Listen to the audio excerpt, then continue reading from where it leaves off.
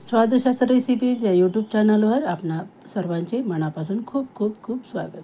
आज आपण देशी जुगाड घेऊन आलो आहोत, शेवची भाजी, की जी करायला पण सोपी आणि चवीला पण खूप सुंदर लागते.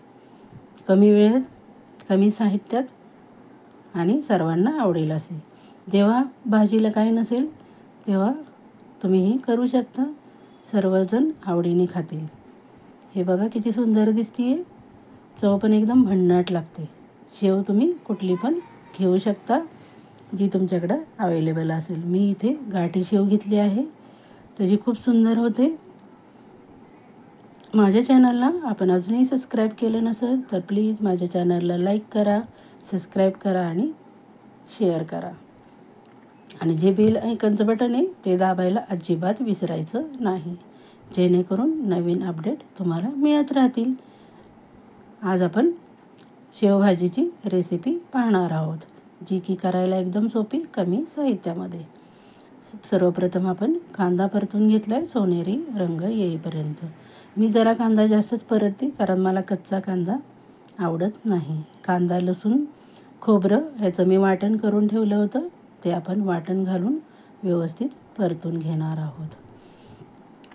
खूप सुंदर वास सुटतोय आणि चवीला पण खूप सुंदर लागते. अशा प्रकारे आपण सोप्या पद्धतीने शेवभाजी करणार आहोत. मसाला वाटण चांगलं परतून घ्यायचं तेलावर.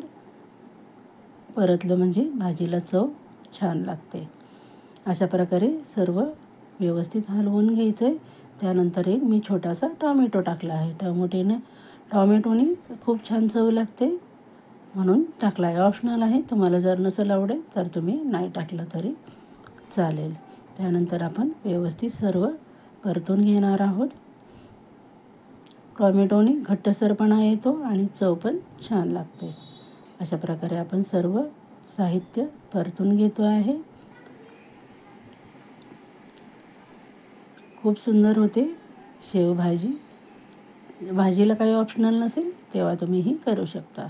त्यानंतर आपण काळा मसाला टाकतो आहे, जो घरगुती मसाला आहे. माझा घरगुती मसाला सर्व मसाले घालून तयार केलेला आहे, त्यामुळे मी बाकीचे जे आहेत तुमचं जिरे पावडर, धने पावडर ते मी टाकत नाही. आणि कलरसाठी आपण लाल तिखट टाकत आहोत. माझा मसाला आहे पण तरी पण कलरसाठी टाकायचा. तुम्हाला जर माझा मसाला ऑर्डर करायचा असेल तर मी खाली तुम्हाला लिंक किंवा व्हॉट्सअप नंबर पाठवेल, त्याच्यावर तुम्ही ऑर्डर करू शकता. चवीला खूप सुंदर आहे मसाला. एकदा वापरून बघा. मीठ टाकलं आपण आणि नंतर आपण पाणी टाकलं. माझा दुसरा गॅस बिझी होता त्यामुळं मी थंड पाणी टाकलं. तुम्हाला जर शक्य असेल तर तुम्ही गरम पाणी टाकायचं, कारण गरम पाण्याने उकळी पण लवकर येते आणि चव पण सुंदर लागते. त्यानंतर वरून आपण थोडीशी कोथिंबीर टाकणार आहोत. बाकी तुम्हाला दुसरं काही घालायची गरज नाही. तुमच्याकडे जर वाटण नसेल अवेलेबल तर तुम्ही लसूण बारीक चिरून पण टाकू शकता. आणि उकळी आल्यानंतर आपण ही गाठी शेव म्हणजे जाड शेव टाकली आहे.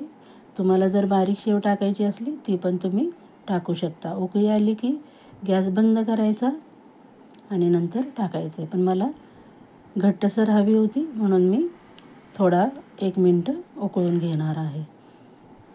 जरा गॅस बंद केला आणि झाकण ठेवलं. बघा किती सुंदर झाली आहे शेवभाजी.